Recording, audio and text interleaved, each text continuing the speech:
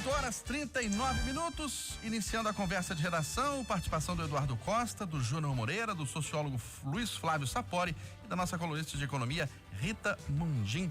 Você, ouvinte Itatiaia, também é nosso convidado pelo WhatsApp do jornalismo, 99996-7074. 99996-7074. Você manda pra gente aquela mensagem de texto com a sua opinião. Não se esqueça de colocar o seu nome, o bairro ou a cidade de onde você está falando. O prefeito Alexandre Calil dá a entender que a possibilidade de volta às aulas presenciais em março está distante em Belo Horizonte.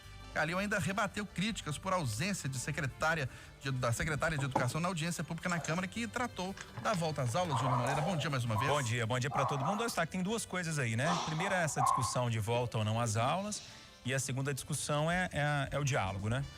Acho que a primeira questão de volta às aulas, acho que é importante discutir, né? Na minha opinião, tá na hora de voltar.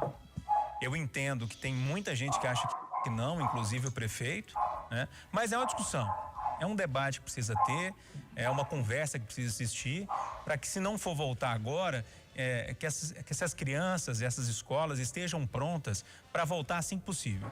Ou seja, na minha opinião, é momento de voltar, mas se não é momento ainda, porque, enfim, tá com muito caso, uma expectativa ruim, deixa tudo programadinho, porque quando a cidade reabrir de novo, se for um caso de fechar, reabre novamente já com as escolas abertas. Na minha opinião, a escola precisa ficar aberta, assim como quando os bares estiverem abertos as escolas também. Mas eu entendo que tem uma discussão aí, tem uma questão envolvendo as vacinas, para saber se vai vacinar ou não os professores, se precisa vacinar antes das aulas começarem, enfim, é uma discussão que precisa ser feita. Outra coisa é o diálogo. Aí eu acho que quando o diálogo é interditado, como foi ontem, ou seja, a secretária de Educação não comparecer a uma reunião na Câmara que está debatendo exatamente a volta às aulas, eu acho um erro. E aí não é uma crítica nem à secretária de Educação, é uma crítica ao próprio prefeito, porque pela fala dele, que a gente trouxe no jornal da Itatiaia, foi ele que barrou a ida dela. Ele falou, não, a discussão não é pedagógica, a discussão é da saúde, ou seja, quem teria que estar lá seria o secretário de Saúde. Ok, eu também acho que a palavra final tem que ser do setor de saúde, do comitê responsável pela Covid-19. Mas, poxa, como que você está discutindo a volta às aulas e não tem ninguém da pedagogia, ninguém da educação lá também? Acho que é importante. É da saúde também? Então manda os dois secretários. Coloca os dois para conversar. Uma audiência pública, é para debater, para ouvir as propostas. Quem sabe lá sai uma discussão. Então, para mim, nesse ponto, o prefeito foi erradíssimo. Acho que sim, a volta às aulas é assunto da saúde, mas é assunto da pedagogia também. Enfim, agora, o debate para volta ou não às aulas, na minha opinião, está aberto. Mas eu repito, para mim, está na hora de voltar. Março é um bom prazo e teria que ter voltado já no início de fevereiro, junto com a reabertura da cidade. Mas eu sei que a discussão é longa e tem muita gente que pensa ao contrário. Pois é, Rita Mundim, as opiniões ainda são divergentes. Há uma corrente que diz que os prejuízos psicológicos para as crianças fora das salas de aulas, os prejuízos são maiores do que o prejuízo pedagógico, educacional. Bom dia para você. Bom dia, Eustáquio, bom dia a todos. Olha, eu tenho chegado à conclusão de que o prefeito Calil e sua equipe, eles estão fazendo a administração política do silêncio. Então, eles se negam a dialogar. Como o Júnior falou, eu acho o seguinte, a saúde tem que estar presente, o comitê de saúde tem que estar presente em tudo, por causa dos protocolos sanitários. Mas é preciso que haja o diálogo, porque a saúde não entende do funcionamento de uma sala de aula, da dinâmica de uma escola. Então é necessário o diálogo, sim, é necessário a volta, sim. E, repito, eu estou achando que ele está fazendo uma administração política do silêncio, e isso é muito triste. Ele fica medindo se o silêncio dá mais ibope ou dá menos trabalho para ele do que a transparência. Num mundo onde a transparência hoje passou a ser um pilar de sustentabilidade. E se ele continuar nessa administração do silêncio, apesar de toda a votação expressiva que o prefeito Calil teve, de todo o respeito que ele tem dos belo-horizontinos, ele vai colher lá na frente a ausência de sustentabilidade, porque a transparência hoje faz parte do século XXI. É necessário ser transparente e dialogar, e é necessário voltar à normalidade. E você, professor Luiz Flávio Sapori, está nas salas de aula, né? Quando não temos pandemia, está nas salas de aula. É o momento de voltar ou não? Bom dia para você. Bom dia, Eustáquio, Júnior, Moreira, Rita, Eduardo, ouvintes do Conversa de Redação. Eu tenho uma posição muito clara em relação a essa questão, Eustáquio, que tenho já manifestado nas nossas conversas aqui ao longo dos últimos meses e vou manter e permaneço nessa posição. Eu sou contrário ao retorno das aulas presenciais.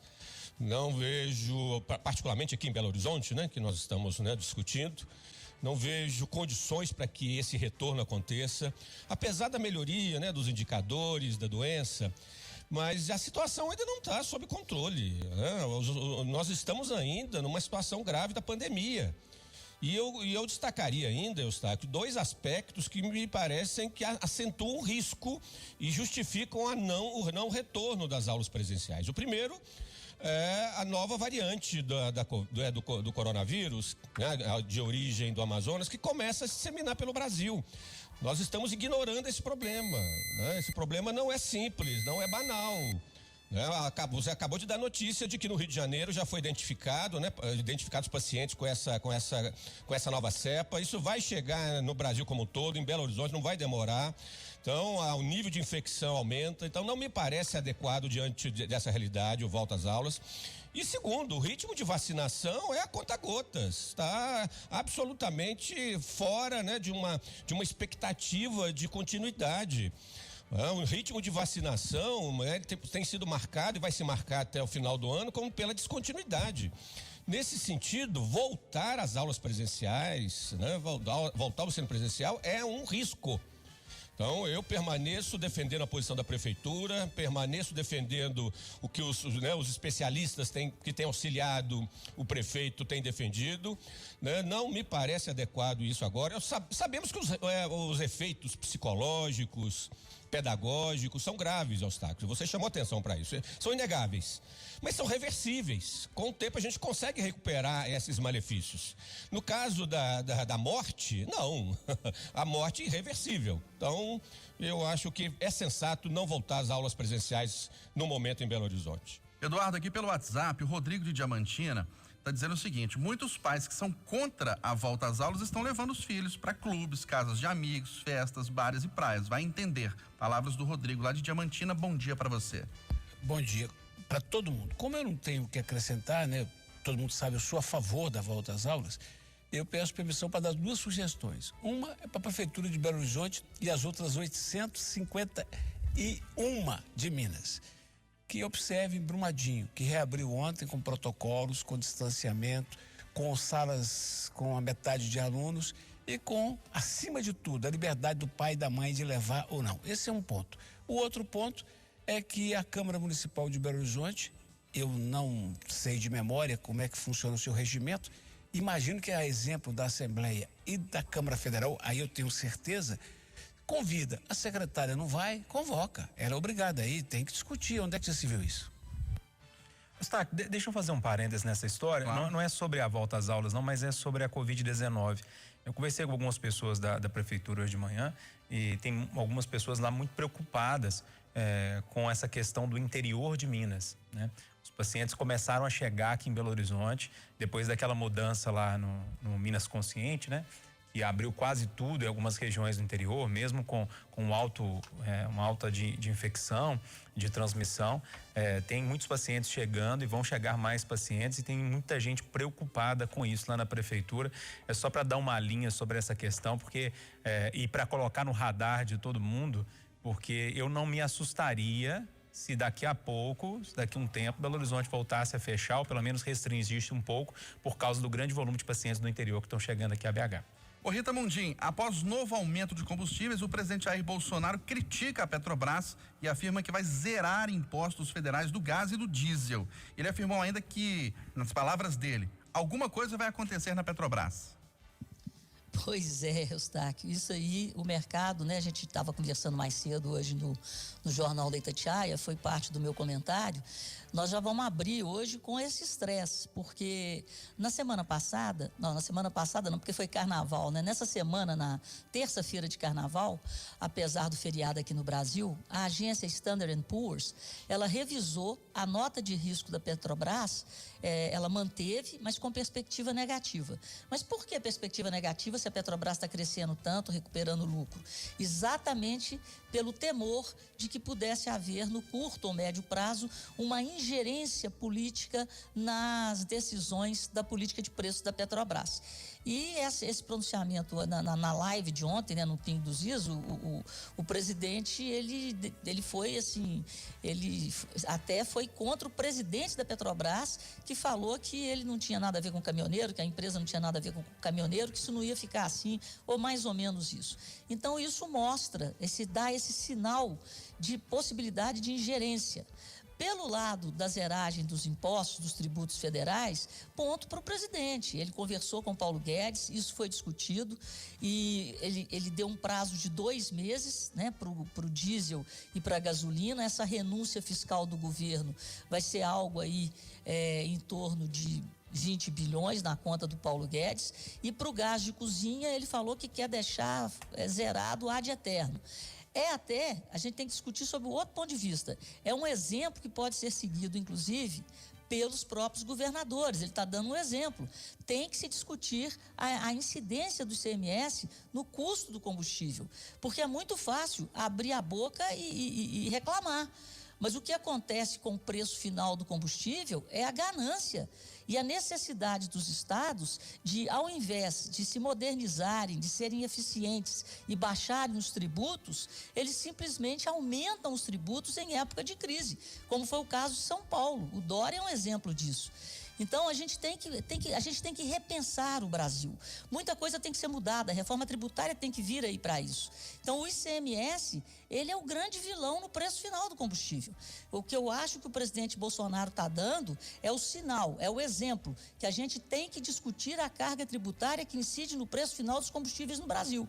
E o exemplo do governo federal foi zerar por 2 meses para discutir, para ver como é que fica isso. Agora, o negativo nessa história é ele dar essa sinalização de ingerência do governo nas decisões da Petrobras. Ô Eduardo, tem ou não tem jeito de dar uma segurada no preço dos combustíveis, hein? Porque todo dia aumenta, já R$5 o preço da gasolina, hein? Ô amigo, 2 constatações. A primeira, na prática, a teoria é outra. O presidente da República está sentindo isso dia após dia. E a segunda, vai sobrar na guerra do mar e do marisco, vai sobrar de novo para quem?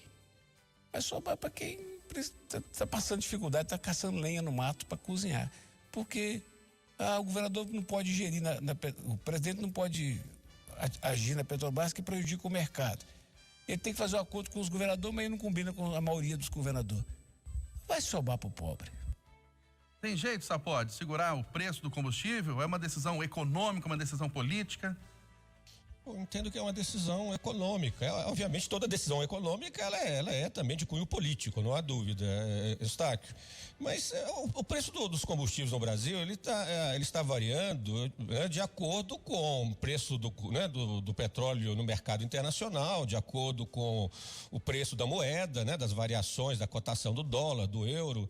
Então, infelizmente, essa é uma política que o Brasil já tem adotado nos últimos anos e que tem funcionado, porque em alguns momentos o preço do combustível aumenta, depois ele volta, né? Ele nos últimos anos ele ficou oscilando entre R$4 e R$5, né? No preço final ao consumidor.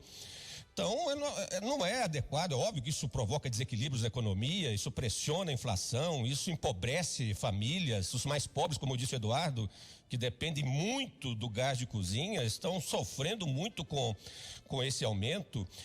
Me parece que a solução é a redução de impostos, principalmente federais, sobre os combustíveis. Então, o que o presidente fez ontem foi mais um ato populista, né? Como é da característica dele. Ele faz ameaças à direção da Petrobras em público, né? Como se ele não tivesse nada com o problema, como se ele fosse uma vítima, né, da situação. Na verdade, ele é o presidente do Brasil. Então, ele tem que encaminhar soluções para o problema que não impliquem numa intervenção na Petrobras. Isso não está em pauta. Na verdade, o governo Bolsonaro, Eustáquio, vive muito uma ambiguidade, né? É um governo liberal do ponto de vista do ministro Paulo Guedes e do ponto de vista do presidente é estatizante. O Bolsonaro sempre foi um político estatizante, né? Então essa ambiguidade, essa tensão vai estar sempre marcando o governo federal. Espero que ele não intervenha, que ele não haja de uma maneira intempestiva junto à direção da Petrobras, que tem atuado relativamente bem. A minimização do problema é o que ele disse que ia fazer algum tempo atrás e até agora não fez, né? Que tem que fazer, que é a redução dos impostos federais. E aí, exigir dos governos estaduais algo similar me parece um pouco realista, diante da situação caótica das finanças públicas dos governos estaduais. A divisão do bolo tributário no Brasil, né, historicamente, é muito injusta. A riqueza se concentra no governo federal, né, é no executivo federal. Então, não há como você exigir um sacrifício maior dos governos estaduais e dos municipais, porque vamos lembrar que parte do ICMS também vai para os municípios. Não vamos esquecer disso. Então, quem tem que fazer o sacrifício dessa hora, do meu ponto de vista, é o governo federal, para minimizar o problema. Aqui pelo WhatsApp, Júnior Moreira, o Maurílio Araújo de Nova Lima está questionando. Quando o barril de petróleo baixa de preço, o preço do combustível cai na mesma proporção? Demora a chegar em alguns momentos, né, Eustáquio? Na noite de hoje, alguns caminhoneiros já mandavam para mim de manhã, falaram, pô, Júnior, ontem estava um preço, hoje já está outro, só de anunciar, né? E quando é o contrário, ainda tem um estoque para gastar no preço antigo, né? Agora, quando muda, parece que o estoque chega rapidamente, vai entender. Agora, sobre essa questão da Petrobras, Eustáquio, para ser breve, dá tempo da gente discutir o outro assunto, eu vejo dois problemas aí. Essa renúncia fiscal, no momento que o Brasil está passando por dificuldade, eu acho que é muito dinheiro, tudo bem que é por 2 meses, e a fala do presidente. Foi uma fala muito vaga que abre uma gama de possibilidades. Aí você pode especular, será que vai trocar o presidente da Petrobras? Vai trocar diretor? Vai mexer no preço? Essa fala dele dá um sinal trocado para o mercado, e a Rita já inclusive falou dessa situação, a Rita que acompanha o mercado de perto, isso dá um sinal meio estranho para o mercado, sabe? É esquisito, sabe? O que então? Você vai falar, alguma coisa vai acontecer, mas o quê? O que vai acontecer, né? E isso gera um estresse que para mim é bem problemático. Eu acho que não era o momento do presidente falar exato. Fala que vai vir, a gente vai discutir o assunto, vou baixar o meu imposto aqui, que tem a ver comigo, e a gente vai discutir. Agora, essa falinha dele, alguma coisa vai acontecendo na Petrobras, acho que gera muita confusão, principalmente no mercado. Ô Júnior, Belo Horizonte confirma a continuidade do Canto da Rua, projeto de acolhimento a pessoas em situação de rua e que foi um dos cenários do documentário Maloca aqui da Itatiaia. Eustáquio, se tem uma crítica para fazer a prefeitura nesse diálogo ontem, principalmente com os vereadores e com a volta às aulas, enfim, que eu acho que faltou diálogo e o prefeito está errado nessa, não adianta. Mas aqui tem um elogio a fazer para a prefeitura. Eu já falei isso aqui no Conversa de Redação, visitei durante 2 dias lá o Canto de Rua. É um projeto maravilhoso, um golaço da prefeitura manter esse projeto. É um projeto lindo, barato e que, na minha opinião, Eustáquio, é o início de uma possível solução para esse problema crônico que a gente tem aqui em Belo Horizonte, né? Essa triagem dos moradores em situação de rua, em alguns sendo encaminhados para aluguel social, outros sendo tratados por causa de drogas, outros sendo bem cuidados, cortando um cabelo, tomando um banho, tendo dignidade, sabe? Indo a um banheiro limpo. Então é um projeto maravilhoso, tem que dar parabéns principalmente para a secretária Maíra Colares, que é a secretária de Assistência Social, a Pastoral de Rua que começou com esse projeto, né? E pressionou para dar uma continuidade, e uma pena que o governo do estado meio que pulou fora dessa situação desde o início do ano, e a prefeitura está mantendo esse projeto maravilhoso, um golaço da prefeitura. Que ótima notícia, não, Eduardo Costa? Sim, ele é irretocável. O problema é que ele é dipirona, ele controla a febre. Eu estou esperando da Maíra Colares e de todo mundo que ligado ao setor, é o antibiótico que controla a infecção, é a solução. E qual seria esse antibiótico, Rita Mundim, na sua opinião? Ou para que seria esse antibiótico? Esse antibiótico, ele tá difícil igual a vacina, viu? Porque é um antibiótico de sanar problemas sociais e estruturais. Então é preciso educação, é preciso emprego para que as pessoas tenham renda e tenham a dignidade do trabalho, né? Então, aí é um problema socioeconômico que vai se agravar, inclusive, daí a necessidade da continuidade da dipirona. Mas tomara que a gente tenha em breve um antibiótico nesse país. E a fala do sociólogo Luiz Flávio Sapori sobre esse assunto? Eu sou também um grande admirador e defensor desse projeto da prefeitura. Me parece que esse projeto ele pode ser replicado em outros contextos municipais. É uma referência interessante. Concordo com o Júnior Moreira, funciona bem.